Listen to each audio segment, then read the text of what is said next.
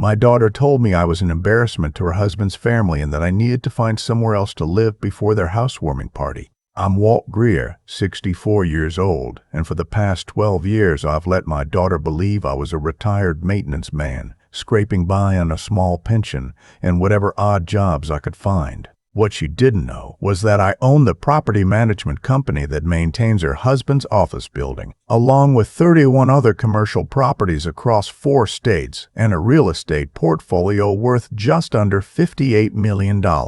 When she handed me a list of local assisted living facilities and told me to start making calls, I didn't argue. I went home, sat at my kitchen table, and made 2 phone calls of my own. If you're watching this, I want you to understand something before I tell you the rest. This story isn't about money. It never was. Most people who see me see exactly what my daughter sees. A man in his mid-60s who drives a 2003 Ford F-150 with a dent in the passenger door I never bothered fixing. I wear Carhartt work shirts and New Balance sneakers I buy at the outlet store in Conroe. I cut my own grass. I bring store-brand potato salad to family cookouts. My hands are rough because I like working with them, not because I have to. My daughter Renee is 34. She has a master's degree in communications from Texas A&M, works as a marketing director for a healthcare company in Houston, and earns about $145,000 a year. Her husband Connor is 36, a corporate attorney at a downtown firm. Partner track. The kind of man who mentions his billable hours the way other men mention the weather.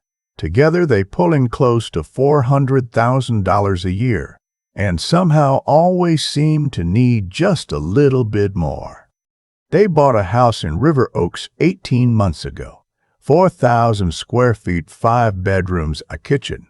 Renee redesigned with a chef she follows on Instagram. The mortgage is somewhere north of $6,500 a month. I know because Connor mentioned it at Thanksgiving in a way that made it sound like an achievement. The first sign I should have paid more attention to came at Christmas 2 years back. Renee and Connor sat across from me at my kitchen table, the same table where I used to help her with algebra homework, and started talking about what they called legacy planning. "Dad," Renee said, "Connor and I have been talking to a financial planner. Someone at his firm recommended her. She says a lot of people in your situation don't realize how much equity they're sitting on." My situation. I asked what she meant by that. Connor leaned forward, elbows on my table, the way he does when he's about to explain something to someone he's already decided doesn't understand. "Your house has appreciated significantly. Zillow has it around $410,000. On a fixed income, that's an asset you're not really using." I told him I was using it fine. I lived in it. Renee gave me the smile I've seen her give clients when she thinks they're being difficult. "We're not saying sell it, Dad. We're saying think about the future. You're not getting younger." I was 62 at the time.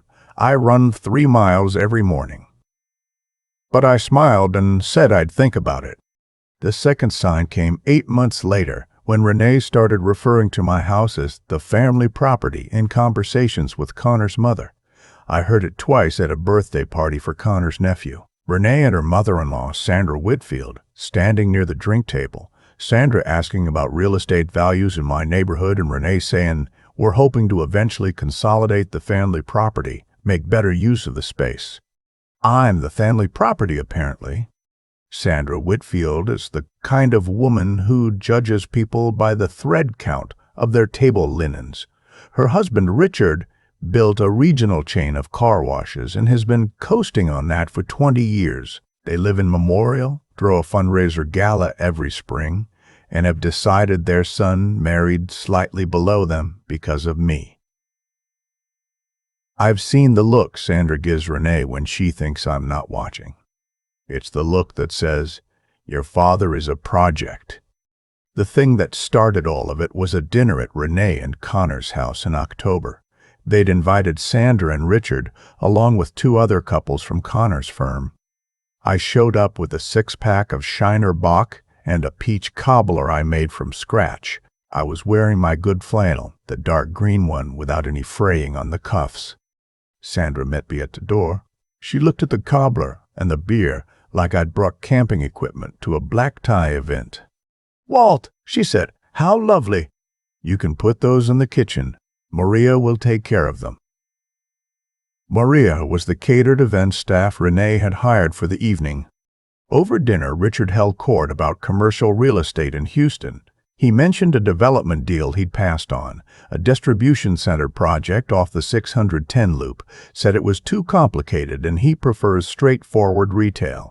I kept my face neutral and nodded. One of the attorneys, a man named Fletcher who works with Connor, asked what I did before I retired. Renee answered before I could. "Dad was in property maintenance," she said. "He managed a couple of buildings for a while. Now he's retired, just taking it easy." She smiled at me like she was doing me a favor with the phrasing. Taking it easy. I've worked 60-hour weeks for 35 years. But yes, I suppose that's one way to put it. After dinner, Sandra pulled Renee into the kitchen while I was talking with Richard about the Astros. I couldn't hear everything, but I caught enough. Sandra's voice carries when she doesn't realize she needs to lower it. The thing about that neighborhood, Renee, is it's only going to keep appreciating. If Walt isn't using the equity productively, at some point that's just generational wealth sitting in a deteriorating asset. Deteriorating. I repainted the house 2 summers ago. Replaced the roof in 2021. Renee nodded. I watched her nodding from across the kitchen island.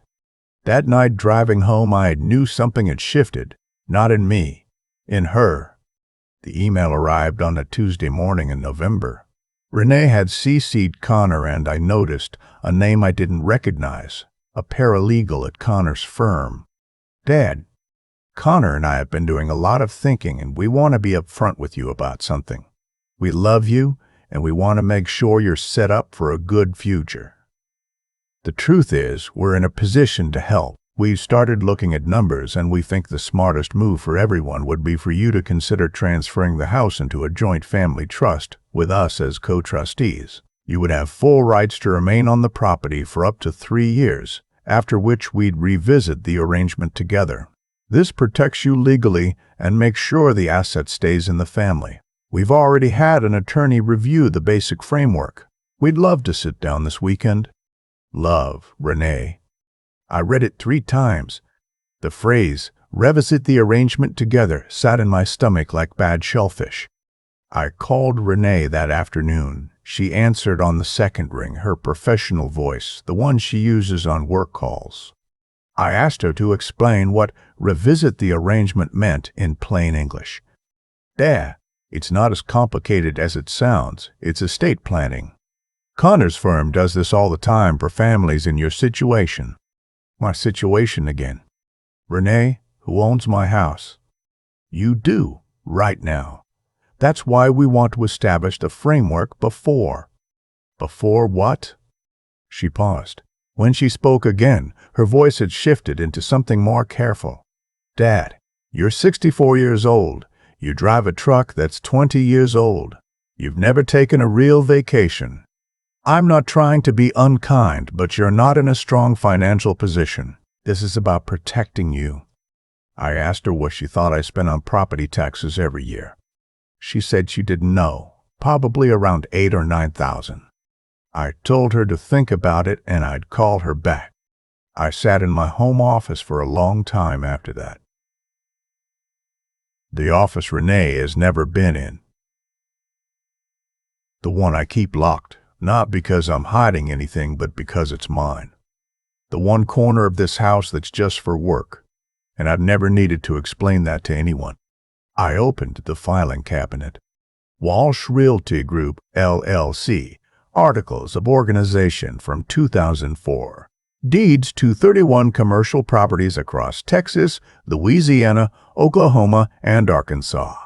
A management contract portfolio generating roughly $2.1 million annually in fees. A Charles Schwab brokerage statement showing $14.8 million in equities and index funds.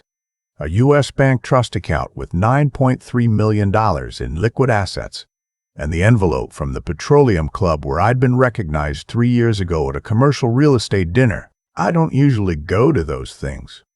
That time I did because the friend who nominated me was sick and I didn't want to let him down. I laid the documents across my desk and took my time looking at them.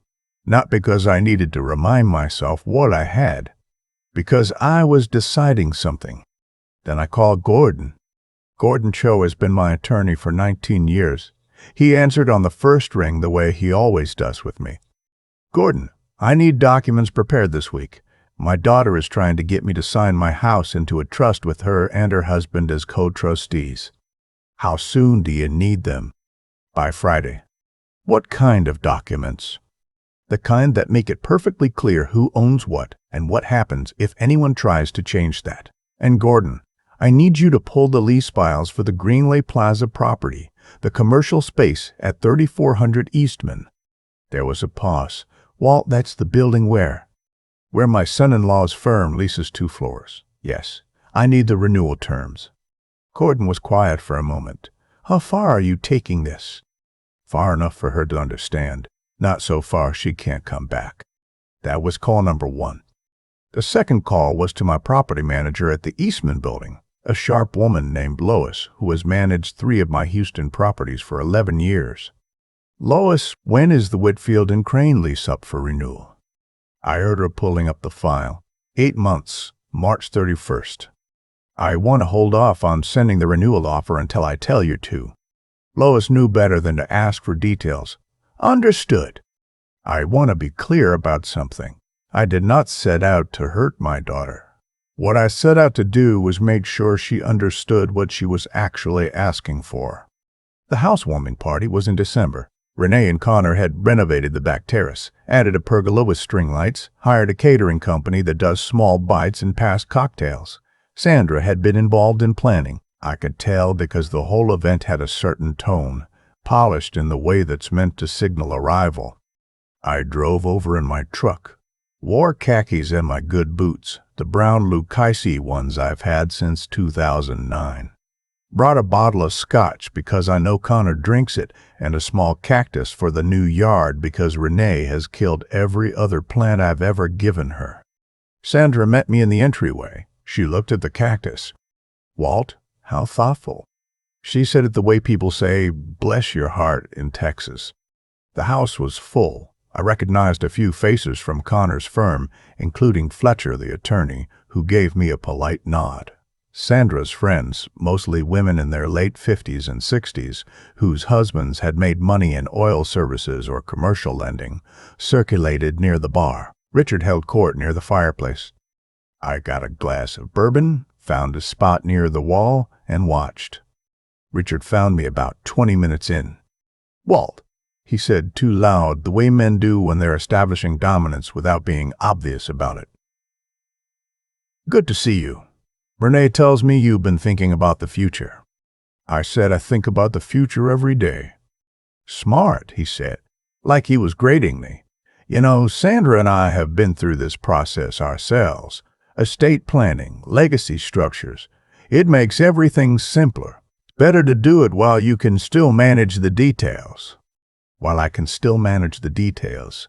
I'm 64 and I do my own taxes.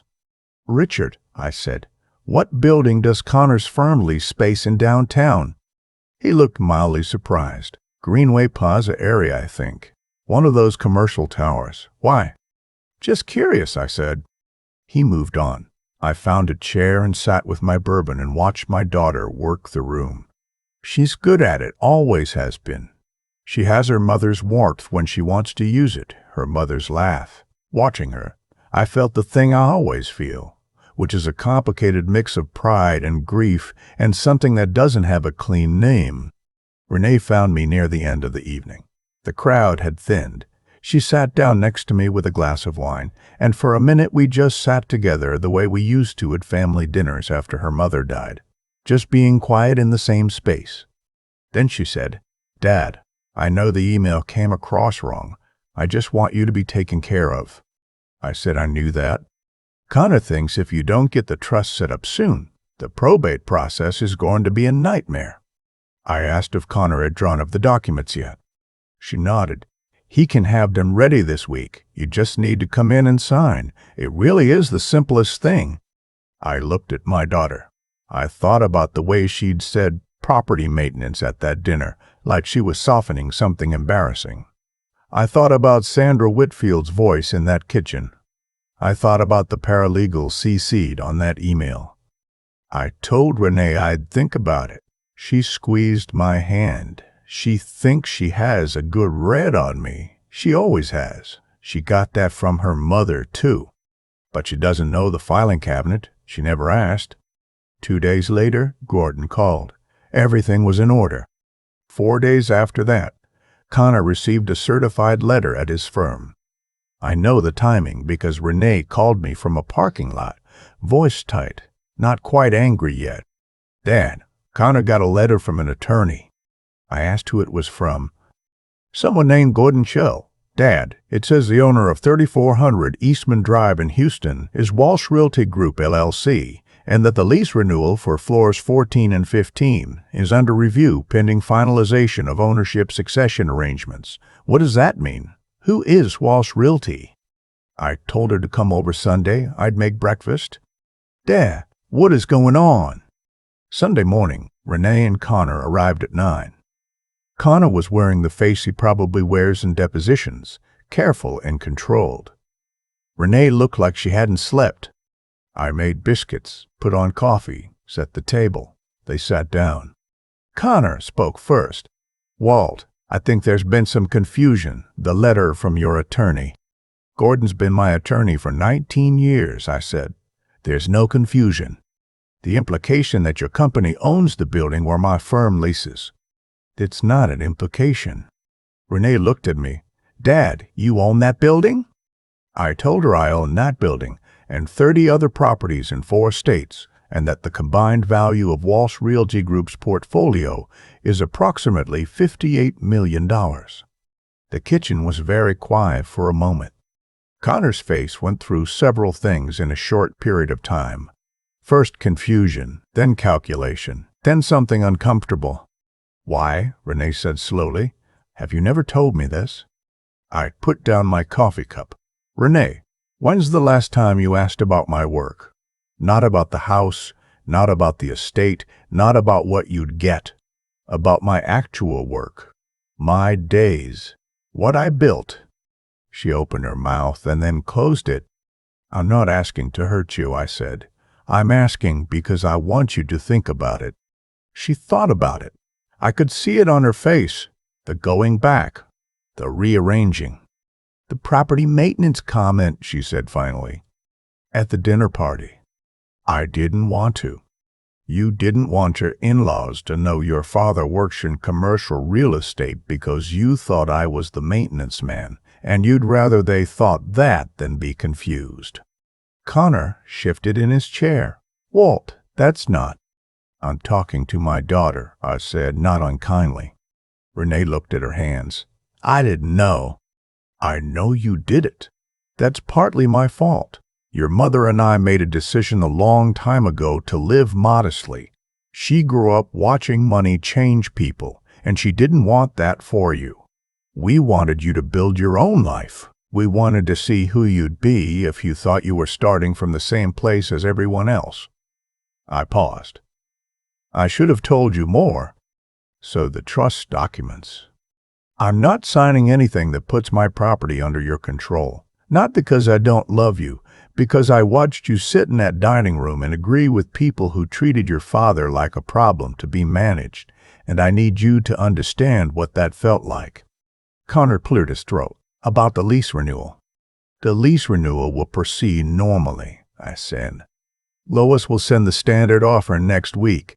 I'm not going to use your firm's office space as a weapon. That's not who I am." I looked at him steadily. "But I needed you to know it existed. I needed both of you to understand that the man you've been treating like a charity case has been your landlord for 6 years." Connor was quiet. Some kind of realization was moving through him, and I let it move.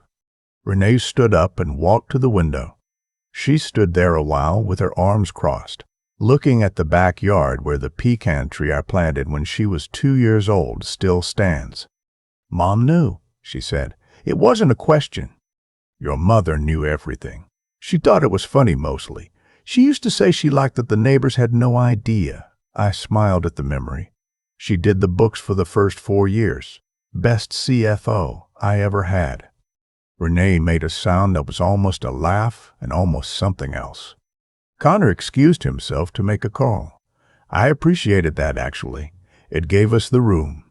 Renee came back to the table and sat across from me the way she used to when she was 17 and needed to tell me something hard.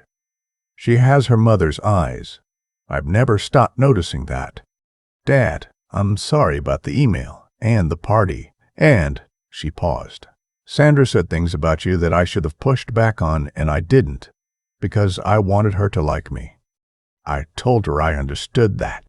That doesn't make it okay." "No," I said. "It doesn't." We sat with that for a minute. "What happens now?" she asked. I told her the trust question was off the table. I told her I'd put the house and everything else into a proper estate plan on my own timeline with my own attorney, and that when the time came she would be taken care of the way I had always planned to take care of her. I told her that had never been in question. "What I need from you," I said, "is different. I need you to know me, not my assets, me. The person who built this thing over 35 years, one property at a time.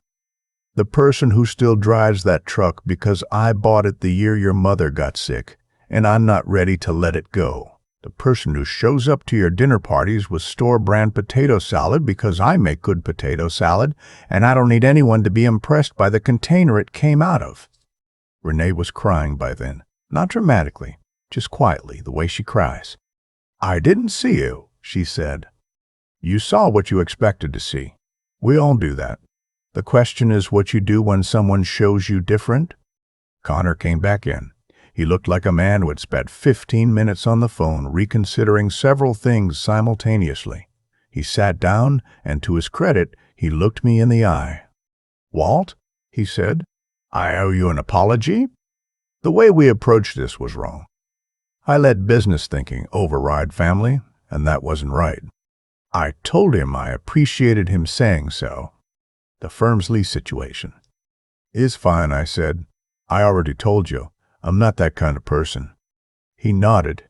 "I'm starting to understand that." We ate breakfast together.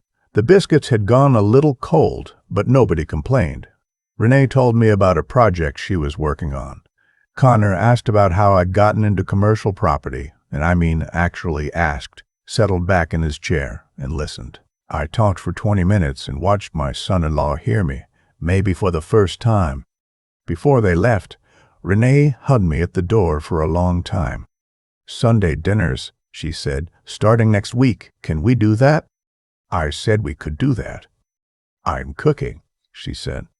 I told her she gets that from her mother, the confidence without the technique. She laughed. It was real this time. Standing on my porch watching them drive away, I thought about Gordon, who I called the next morning to finalize the estate documents the right way, on my terms, with beneficiary arrangements that reflected what I actually wanted instead of what someone had drafted without asking me. I thought about Lois, who sent the renewal letter on schedule and reported back that Connor's firm signed it without issue at the same rate. No drama, no leverage, just a normal lease renewal between a landlord and a tenant who both had something to gain from the relationship continuing. I thought about my wife, who used to sit on this porch with me in the evenings and say that the best thing about money is the freedom to not need anyone to know about it. She was right about most things. That truck in my driveway has a dent in the passenger door that I'll probably never fix. My hands are rough. I buy my t-shirts at Walmart 3 at a time, and I can't tell you the last time I wore a suit that wasn't for a funeral or a closing. None of that has anything to do with what I built or who I am. It took my daughter 34 years to learn that. I spent some of those years making it harder for her than I needed to, keeping the filing cabinet locked when I should have opened the door and just shown her what was inside. But she knows now. And she's coming to dinner on Sunday, and she's bringing food she made herself in that expensive kitchen of hers, and I'm going to eat it and tell her the truth about whether it's good or not. That's the inheritance worth having. Not the properties, not the accounts, not the filing cabinet full of deeds. Just this.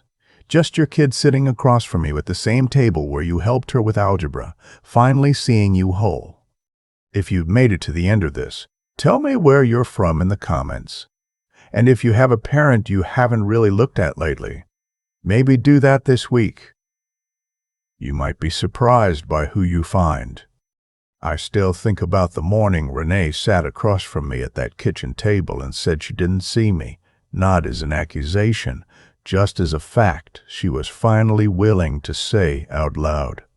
What I've come to understand is that what happened between us wasn't really about the house or the trust documents or the lease at 3400 Eastman. Those were just the surface of something that had been building for years, quietly.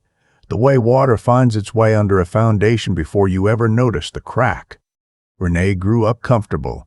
I made sure of that. Her mother and I both did. And somewhere in making things easy for her, I forgot to show her what easy costs. I paid the bills without talking about them. I handled the hard things without letting her watch me handle them. I thought I was protecting her. What I was actually doing was leaving her without a map. So she built her own. She looked at the world around her, and she made assumptions the way people do when they don't have better information. She saw my truck and my Carhartt shirts and my store-brand potato salad, and she drew a line. And on one side of that line was her life, and on the other side was mine. And she decided the distance between them was something to manage, rather than something to close. That's not a moral failing. That's what happens when intelligence runs ahead of character. Renee is smart. She has always been smart. But intelligence without the discipline to question your own assumptions is just a faster way to be wrong. Connor, too, sharp man, good at his work, but he walked into my house and saw a problem to solve before he ever thought to ask a question. That kind of thinking will take you far in a law firm. It will hollow out a family if you're not careful. What changed things wasn't the letter from Gordon. It wasn't the moment the lease came up. It was the moment Renee chose to sit down at that table anyway, to say, I didn't see you and mean it, and then do the harder thing, which is stay in the room while that truth settled. That takes something. It takes the willingness to be wrong in front of someone you love, which is one of the most uncomfortable things a person can do. It takes the kind of honesty that doesn't have anything to gain from being honest. That's what I saw in her that morning, and I'll tell you plainly, it was worth more to me than 35 years of property deeds. I think about the pecan tree in my backyard that I planted the year she was born. It took about 12 years before it gave any real shade.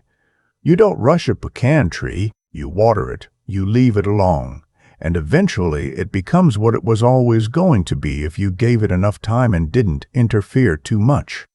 People are slower than trees mostly, but they get there. The filing cabinet is still in my office. I leave it unlocked now, not because anything has changed in the paperwork, but because I decided it was time to stop treating my own life like something to be protected from my daughter. She knows what's in there. She knows what it took to fill it. And sometimes when she comes over on Sundays, she'll ask me about a property, a deal, a decision I made 20 years ago, and I'll tell her, and she'll listen the way she never did before. That's the thing nobody tells you about building something over a lifetime. The structure matters, the numbers matter, but what it's all actually for is the conversation you get to have at the end of it at an old kitchen table with someone who finally knows who you are.